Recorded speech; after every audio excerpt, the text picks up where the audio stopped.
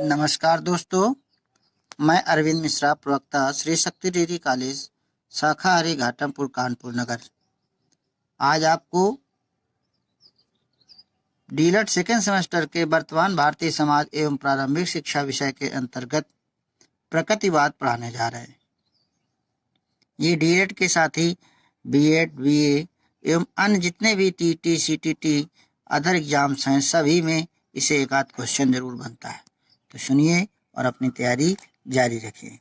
तो सबसे पहला आता है प्रकृतिवाद। तो प्रकृतिवाद का जन्म यूरोप की देन है, जो वहाँ की आर्थिक, सामाजिक, राजनीतिक, शैक्षिक एवं धार्मिक क्षेत्र की क्रांति के फलस्वरूप 18वीं सदी में देखने को मिला था। प्रमुख शिक्षा शास्त्री इसके हैं Rousseau, Hobbes, Kant, Bacon, Huxley तथा स्पेंसर। ये यूरोप के हैं। अब प्रकृतिवाद होता क्या है, इसका अर्थ सुनिए। प्रकृतिवाद वह विचारधारा है जो आध्यात्मिक तत्वों को स्वीकार करते हुए प्रकृति को अंतिम सत्ता मानती है। मानव के प्राकृतिक स्वरूप के आधार पर सभी वस्तुओं की व्याख्या करती है। मार्ले ने कहा था कि प्रकृति का स्वरूप सबसे प्रेम करना, मानव प्रकृति में पूर्ण विश्वास करना, न्याय की सदा कामना करना और साधारणतया संतोष के साथ काम करना कि इससे दूसरों का उपकार होगा।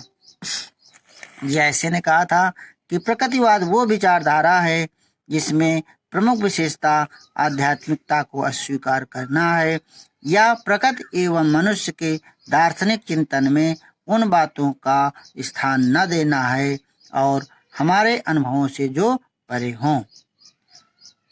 प्रकृतिवाद का सर्वप्रथम जो माना जाता है यूनानी दार्शनिक जो थे थेल्स, 1840 ईसा पूर्व से 550 ईसा पूर्व, सबसे पहले इन्हीं का नाम जाना जाता है कि इन्होंने प्रकृतिवाद के बारे में चर्चा की थी।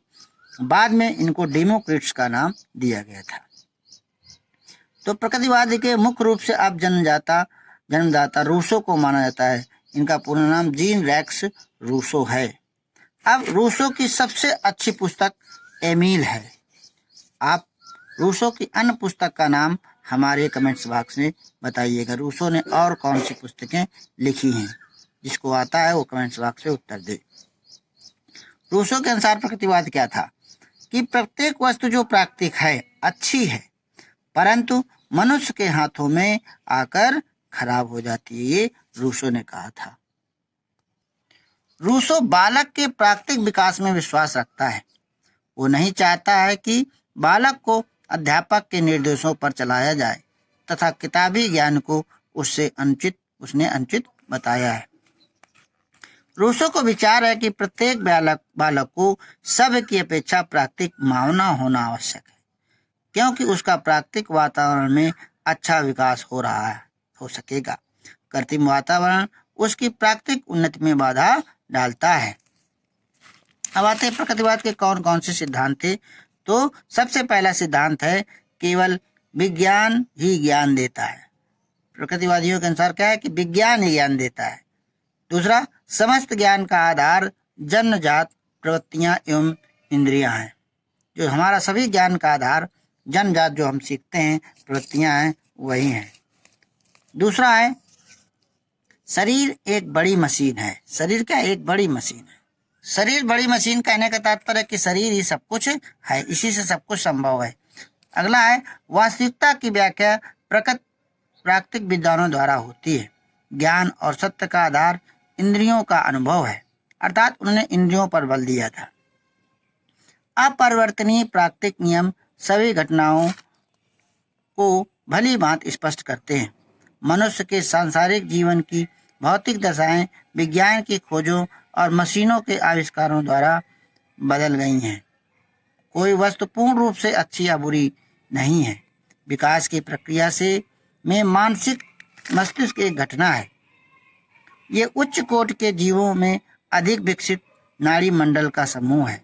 प्रत्येक वस्तु प्रकृति से उत्पन्न होती है और प्रकृति में ही विलीन हो जाती है। उसने कहा था कि जब तक वस्तु प्रकृति में रहती है अच्छी है, और प्रकृति से जैसे ही मनुष्य के हाथ में आ जाती है तो खराब रहती है। प्रकृति ही उसने सब कुछ माना था। तो प्रकृतिवाद का शिक्षा पर क्या प्रभाव पड़ता है। तो प्रगतिवाद के ने शिक्षा के प्रत्येक क्षेत्र को प्रभावित किया है, जैसे उद्देश्य, शिक्षण विधि, शिक्षक, पाठक्रम, पाठवस्तु तथा अनुशासन प्रगतिवाद के दर्शन से ही प्रभावित होते हैं। अब प्रगतिवाद और शिक्षा के उद्देश्य क्या थे, ध्यान से सुनिएगा। तो मूल प्रवृत्तियों का शोधन तथा मार्गांतरीकरण का उद्देश्य। सबसे पहला ये था मूल प्रवृत्तियों का शोधन। मूल प्रवृत्तियों को जन्मदाता कौन, हमारे कमेंट्स बॉक्स में दीजिएगा। और मूल प्रवृत्तियों के बारे में कहा था कि बालक को सहज प्रवृत्तियां बताई थी। राज के अनुसार कहा था कि शिक्षा का उद्देश्य सहज प्रवृत्तियों की ऊर्जाओं का शोधन, सहज आवेगों का मार्गांतरीकरण, सूत्रबंधन और तालमेल करना है। दूसरा है वैयक्तिकता के स्वतंत्र विकास का उद्देश्य। उन्होंने कहा था कि जिसमें प्रमुख हैं रूसो, पेस्टलाजी और टीपी नन। इन्होंने कहा था शिक्षा को उद्देश्य जनजात शक्तियों का स्वतंत्र विकास करने में सहायता प्रदान करने से है। प्रगतिवादी आत्मा व्यक्ति को भी शिक्षा का उद्देश्य मानते हैं। यह व्यक्तित्व के विकास करने में सहायता प्रदान करती है। तीसरा है जीवन को संघर्ष के योग बनाए जाने का उद्देश्य। आपने पढ़ा होगा डार्विन को। तो डार्विन ने मानव विकास सिद्धांत दिया था और उसमें कहा था कि जीवन एक संघर्ष है, अस्तित्व के लिए संघर्ष करो और वही विजयी होता है जो योग्य होता है। योग्यता उत्तरजीविता का संघर्ष उन्होंने दिया था। प्रकृति अक्षम और असमर्थ प्राणियों को नष्ट कर देती है, केवल योग्य प्राणी ही जीवित रह पाते हैं। अतः शिक्षा का उद्देश्य व्यक्ति में ऐसी योग्यताओं क्षमताओं का विकास करने से है जो उसके अस्तित्व को बनाए रखने में सहायक सिद्ध हों। चौथा है वातावरण के साथ अनुकूलन करने की क्षमता। इसमें लैमार्क ने कहा था कि प्राणी का वातावरण के साथ समायोजन बहुत आवश्यक है। विकास सामाजिक भी हो सकता है, आध्यात्मिक भी हो सकता है। तो वातावरण प्राणी का स्वामी है जिसका आदेश मानने के लिए वो बाध्य है। अतः वातावरण के साथ अनुकूलन शिक्षा का प्रमुख उद्देश्य माना गया है। उसका जैविक, सामाजिक, आध्यात्मिक विकास तभी संभव हो सकता है। अर्थात वातावरण के साथ अपने को अनुकूलन कर ले। और सुख की सुरक्षा का उद्देश्य। यहाँ पर शिक्षा का उद्देश्य बालक के सुख को सुरक्षित रखना ताकि भावी जीवन भी सुखमय रह सके। रूसो ने इस संबंध में कहा था, ए पिताओं, इन सरल बालकों की इन प्रसन्नताओं को क्यों छीनते हो जो कि क्षण भर में मिट जाए। बाल्यावस्था के शीघ्र व्यतीत हो जाने वाले दिनों को क्यों कलुषित करते हो जो पुनः वापस नहीं आएंगे। क्या तुम बता सकते हो कि तुम्हारे बालक की कब मृत्यु होगी? उसे जीवन का आनंद लेने दो। उसे ईश्वर उन्हें जब बुलाए वे बिना जीवन का आनंद लिए ही न मर जाए, इसलिए उन्हें पूरे सुख का आनंद लेने दो। अब है प्रकृतिवाद और शिक्षण विधि। शिक्षण विधियों में बहुत अच्छी प्रकृतिवादी की मानी जाती हैं। तो सबसे पहला है प्रत्यक्ष अनुभव द्वारा सीखना। डायरेक्ट जो आप सीखते हैं इसको सीधे सीखिए। प्राकृतिक समाज के रूप में संगठित करके सीखना चाहिए। बालक में कर्तव्य एवं अधिकार के प्रति चेतनता जागृत हो सके और प्रत्यक्ष अनुभव को अवसर देना चाहिए। करके सीखना, बालक उसने कहा था करके पर अधिक बल देता है। बालक रुचि के अनुकूल सीखता है और करके सीखने में उसे आनंद की अनुभूति होती है। इस प्रकार सीखना सहज एवं स्पष्ट तथा स्थायी होता है। तीसरा खेल द्वारा सीखना। खेल के द्वारा सीखने में अस्थायी ज्ञान प्राप्त होती है। खेल एक रचनात्मक प्रवृत्ति है जो स्वाभाविकता, स्वतंत्रता, आनंद के लक्षणों द्वारा प्रतीत हो जाती है। इसी संबंध में मॉन्टेसरी ने कहा था कि खेल प्राकृतिक शिक्षा देने का साधन है और बालक की शिक्षा उसकी प्रकृति के अनुसार होनी चाहिए। हेनरी काल्डवेल कुक, देखो यहाँ पर कुक का नाम है, खेल प्रकृति के अनुसार काल्डवेल कुक है। मेरा विश्वास है कि केवल वही कार्य करने योग्य है जो वास्तव में खेल है, क्योंकि खेल से प्राय किसी कार्य को हृदय से करना है। और चौथा है स्व अनुभव द्वारा सीखना, मतलब अपने अनुभव द्वारा सीखना है ना। उनका कथन है कि केवल पुस्तकीय ज्ञान ही पर्याप्त नहीं है, बालकों को वातावरण में रखकर वास्तविक परिस्थितियों से अवगत कराया जाए। इसके बाद जो प्रकृतिवाद के कारण ही समझिएगा, ह्यूरिस्टिक विधि, डाल्टन विधि, निरीक्षण विधि, खेल विधि, मॉन्टेसरी विधि आदि सभी विधियों का जन्म हुआ है जिनमें बालक स्वयं ज्ञान करके प्राप्त करता है, स्वयं करके ज्ञान प्राप्त कर। रूसो का कहना है कि अपने छात्र को कोई शाब्दिक शिक्षा न दो, उसे मात्र अनुभव से सीखने दो। आता है प्रकृतिवाद और पाठ्यक्रम। तो पाठ्यक्रम के अंतर्गत उसने व्यक्तिगत विभिन्नताओं के महत्व पर ध्यान दिया है। कहा था बालक की जो व्यक्तिगत विभिन्नताएं हैं उनको देखिए, उनकी रुचि के स्तर को देखिए, उनके आधार पाठ्यक्रम बनाए। मूल प्रवृत्तियों, अक्षमताओं और रुचियों को महत्व उन्होंने दिया था कि बालक में उन्हीं विषयों को सम्मिलित करना चाहिए जो बालक के स्वभाव, क्षमता, रुचि एवं मूल प्रवृत्तियों के अनुकूल हों। तीसरा है धार्मिक शिक्षा को स्थान न देना। उसने कहा था कि प्रकृतिवादी धार्मिक शिक्षा को महत्व नहीं देते हैं। कहते हैं प्रकृति वही सब कुछ है, प्रकृति ही धर्म है, प्रकृति ही भगवान है, प्रकृति को ही धर्म के रूप में पूज्य मानते हैं। चौथा है जीवन रक्षा संबंधी विषयों की प्रधानता। तो उसने जितने भी जीवन रक्षी संबंधी विकास हैं, अस्तित्व के लिए संघर्ष, बलशाली विजय होती है, जो भी बताया पिछले डार्विन के जितने सारे नियम्स हैं डार्विन के उन्होंने बताए थे। अब डार्विन की एक पुस्तक का नाम है, अगर आपको आता है तो हमारे कमेंट्स बॉक्स में लिखिएगा। नेक्स्ट है यौन शिक्षा का महत्व। उसने यौन शिक्षा को पाठ्यक्रम में स्थान देना अच्छा समझा है।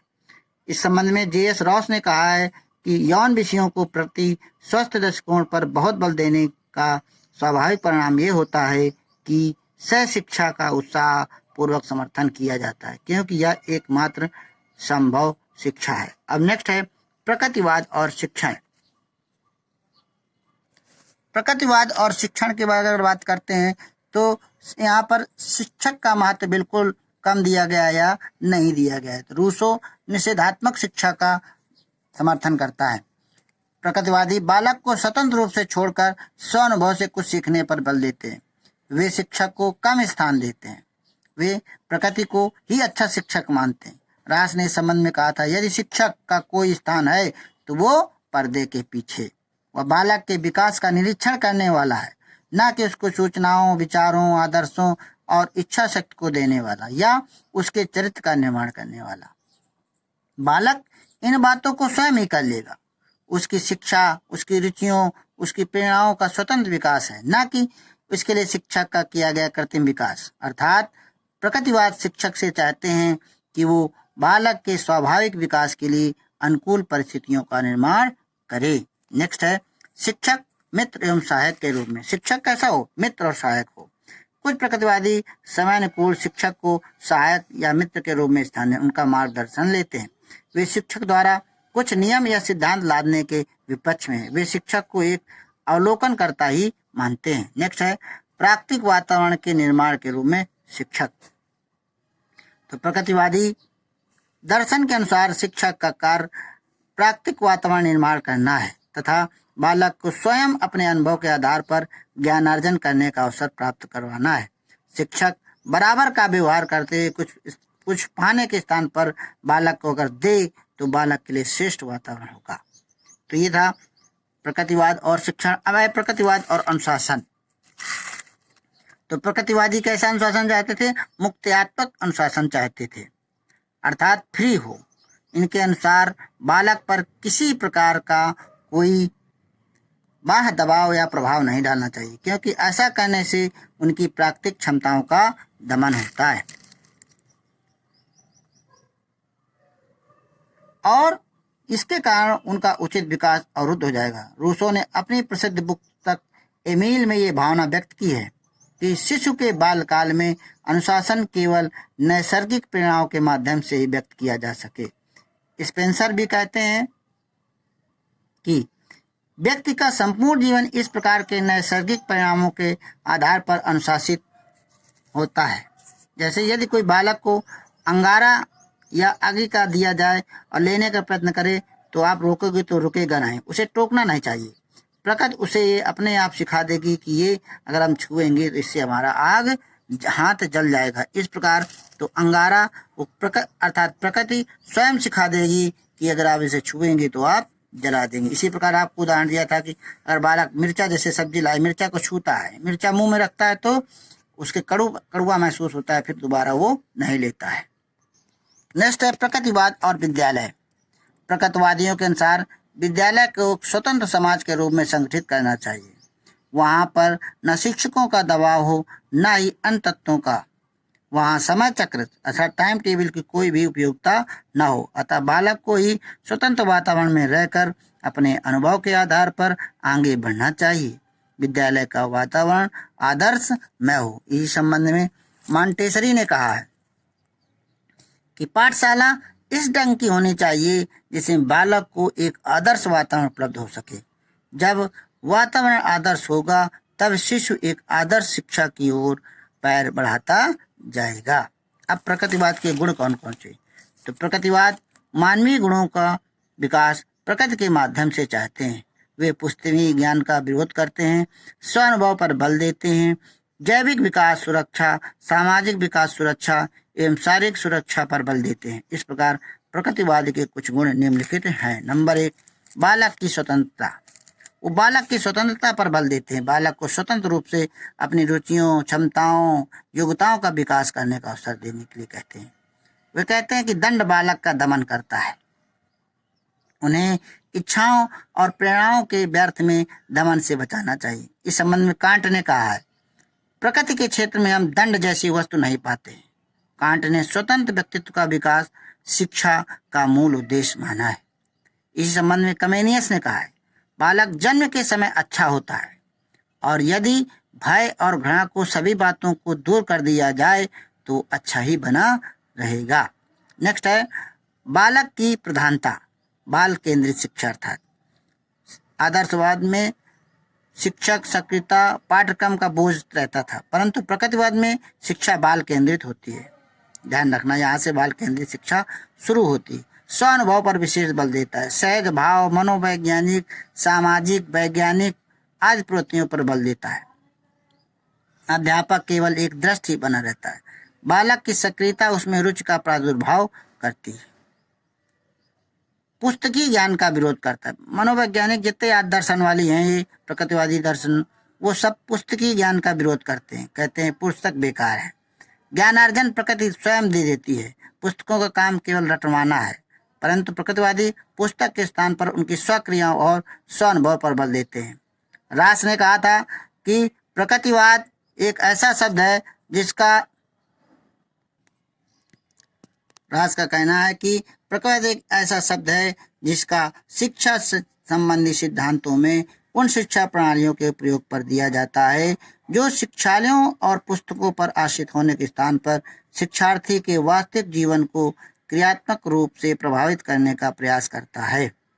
चौथा पॉइंट आता है बालकों के लिए मनोवैज्ञानिक तथ्यों का महत्व। इसके प्रमुख मनोवैज्ञानिक थे जॉन लॉक।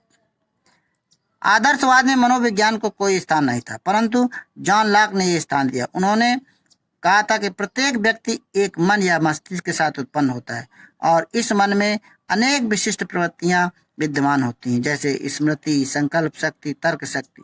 तो इस प्रकार से उन्होंने लॉक ने मनोविज्ञान का ध्यान दिया था। और पांचवा है प्रकृति का महत्व। और प्रकृति के महत्व के बाद में रूसो ने एक नारा दिया था कि प्रकृति की ओर लौटो। छठवां पॉइंट है शारीरिक एवं मानसिक विकास का साधन। तो उन्होंने प्रकृतिवादियों ने शारीरिक और मानसिक विकास के लिए इंद्रियों का ही कहा था कि इंद्रियों के द्वारा अगर बालक सीखे तो इंद्रियों को ज्ञान का द्वार माना है, और कहा था कि समस्त ज्ञान इंद्रियों द्वारा ही मस्तिष्क प्रेस कर पाता है। अतः इंद्रियों को प्रशिक्षित किया जाना चाहिए। करके सीखने में शारीरिक विकास के साथ मानसिक विकास भी होता है जो कि स्थायी होता है। और अंत है प्रकृतिवाद के दोष कौन कौन से हैं। तो प्रकृतिवाद के दोष में सबसे पहला है कि प्रकृतिवाद में आध्यात्मिकता और नैतिक विकास को बल नहीं दिया है। अर्थात भगवान को उन्होंने प्रकृति को ही भगवान माना है। कोई मोरल वैल्यू उन्होंने प्रकृति ही सब कुछ कहा है, सब कुछ प्रकृति सिखा देगी। दूसरा, वो पुस्तकीय ज्ञान का विरोध करता है, अर्थात पुस्तकों पर पढ़ाने पर बल नहीं देता है। और आजकल अगर पुस्तक नहीं होंगी तो फिर पाठ्यक्रम पढ़ाना असंभव हो जाता है। तीसरा, उन्होंने कहा था प्रकृति सब कुछ है, वो बालक के दंडित करेगी, ये सत्य नहीं। बिना दंड के सुधार संभव नहीं है, कम संभव है। इसमें बालक का स्थान मुख्य का है और टीचर का स्थान क्या का है, गौड़ का है। तो बालक सक्रिय ठीक है, लेकिन टीचर का स्थान भी मुख्य होना चाहिए। इसमें शिक्षक के उपदेशों, निर्देशों, मार्गदर्शन में कोई महत्व नहीं दिया है, क्योंकि मूल प्रवृत्तियों के शोधन के बिना व्यक्ति को सुसंस्कृत नहीं किया जा सकता है। प्रकृतिवाद परमात्मा के अस्तित्व को स्वीकार नहीं करता है। प्रकृतिवाद नैसर्गिक प्रवृत्तियों को ही श्रेष्ठ मानता है।